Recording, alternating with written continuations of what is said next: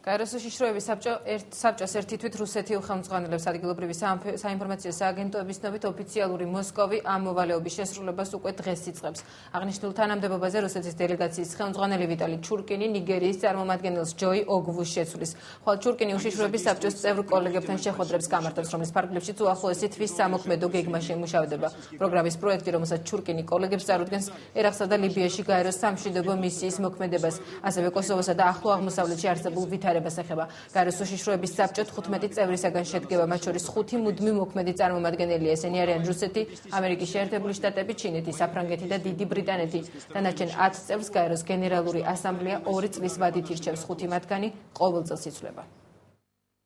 კასეტური იარაღის აკრძალვის კონვენციის ამოქმედების დღეს აღნიშნავს, კასეტური იარაღის დაგმობის მიზნით მსოფლიოს 65 ქვეყანაში სხვადასხვა ღონისძიებები ჩატარდება. სპეციალურად გადაღებული კლიპები გაერთიანდება და დამზადდება საერთო ვიდეორგოლი, რომელიც მსოფლიოს სხვადასხვა ტელეკომპანიების არხებით, ინტერნეტით და სოციალური ქსელებით გავრცელდება. ქვეითსაწინააღმდეგო ნაღმის აკრძალვის საერთაშორისო კამპანიის საქართველოს კომიტეტი დღეს გორში მუსიკალურ აქციასთან ერთად ფოტოგამოფენას მოაწყობს სახელწოდებით 21 საუკუნის ჟურნალისტები ომში. ღონისძიება 2008 წლის რუსეთ-საქართველოს ომში დაღუპული ჟურნალისტების გიგა ჩიხლაძის და საშა კლიმჩუკის, ასევე სტან სტორმანის ხსოვნას ეძღვნება. გამოფენა გორში დღეს გაიხსნება.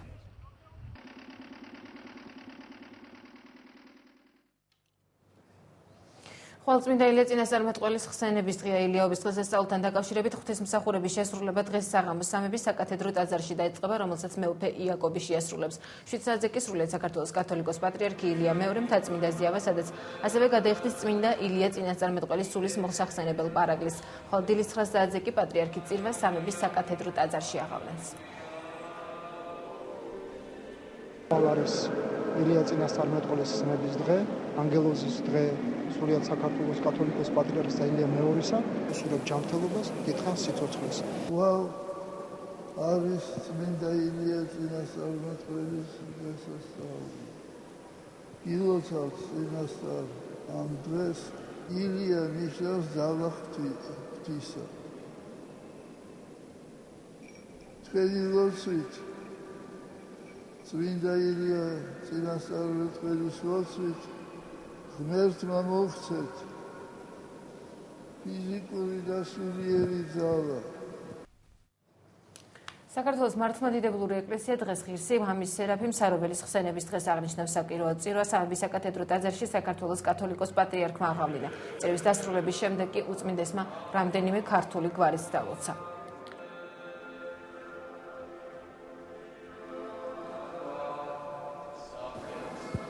ილოცავთ დღევანდელ დღეს წმინდა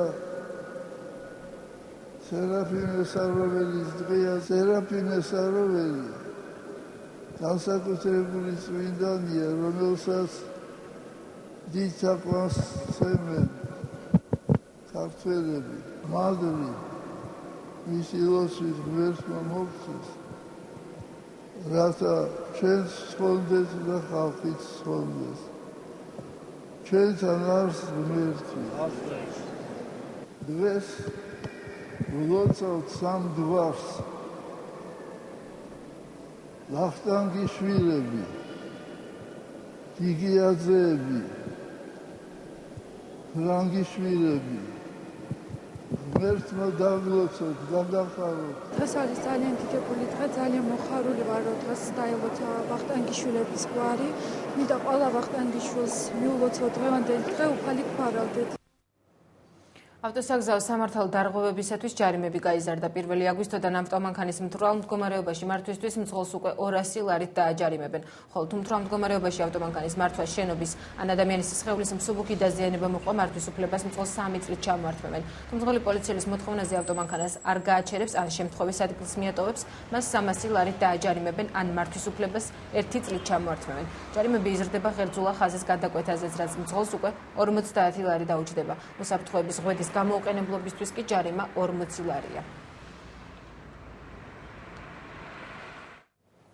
უცხოელი პედაგოგებისათვის დღეს პირველი სემინარი ჩატარდა. პირველი დღე გაცნობიტი ხასიათის იყო, ისინი დღესვე დაათვალიერებენ თბილისის ღირსშესანიშნაობებს. უცხოელი მასწავლებლები საქართველოში გუშინ ჩამოვიდნენ. ისინი აქ საგანმანათლებლო პროგრამის ასწავლეთ და ისწავლეს საქართველოსთან ერთად ფარგლებში, ახალი სასწავლო წლიდან ქართულ პედაგოგებთან ერთად სასწავლო პროცესში ჩაერთვებიან. ინგლისური ენის 50 სპეციალისტი საქართველოს სხვადასხვა სკოლებში გადანაწილდება. წლის ბოლომდე საერთო ჯამში 500-მდე პედაგოგი ჩამოვა საქართველოში. ორშაბათს იგეგმება განათლებისა და მეცნიერების სამინისტროში ღონისძიება, სადაც მათ შეხვდებათ განათლებისა და მეცნიერების მინისტრი ბატონი დიმიტრი ჩაშკინი, ასევე მათი დიპლომატიური კორპუსის წარმომადგენელი, რომელ ქვეყანასაც წარმოადგენენ ისინი. ამის შემდეგ ორშაბათს საღამოს ჩვენ მიყვავს ქუთაისში, სადაც ჩაუტარდებათ ერთკვირიანი საორიენტაციო ტრენინგი. ესენი იქნება მეთოდოლოგია, ქართული ენის ასე ვთქვათ მოკლე კურსი, ძალიან დაინტერესებულები არიან ქართული ენის შესწავლით, ასევე კულტურათა შორისი განსხვავება და უსაფრთხოების შესახებ გარკვეულ ინფორმაციას მივაწვით. ძალიან მიყვარს სწავლა და ეს იყო საუკეთესო პროექტი იმისთვის, რომ ამ კუთხით გამეგრძელებინა ჩემი მოღვაწეობა. ინგლისური ენის სწავლების გამოცდილება მაქვს და ახლაც სიამოვნებით გავაგრძელებ ამ საქმეს. უნივერსიტეტში ჩემი ძირითადი საგნები გეოგრაფია და პოლიტოლოგია იყო და საქართველოსაც ინფორმაცია აქედან მქონდა. თუმცა საქართველოში პირველად ვარ. საქართველოში ჰაერის ტემპერატურა კიდევ უფრო მოიმატებს. სინოპტიკოსების ვარაუდით, ცხელი დღეები საქართველოს მთელ ტერიტორიაზე 15 აგვისტომდე შენარჩუნდება.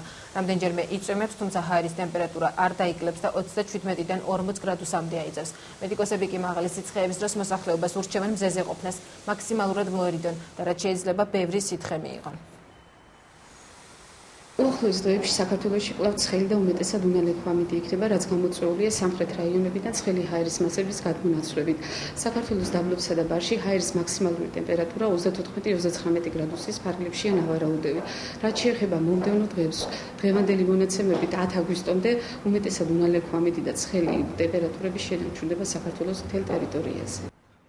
მაღალი ტემპერატურა განსაკუთრებით დიდ საფრთხეს დიაბეტითა და გულ-სისხლძარღვთა დაავადებების მქონე ადამიანებს შეუქმნის. დაავადებათა კონტროლის ეროვნული ცენტრი სიცხესაგან თავის დაცვას მეთოდებზე საუბრობს. სინოპტიკოსების პროგნოზით ჰაერის ტემპერატურა აგვისტოს შუა რიცხვებიდან კიდევ უფრო მოიმატებს და საქართველოს მთელ ტერიტორიაზე 40 გრადუსს მიაღწევს.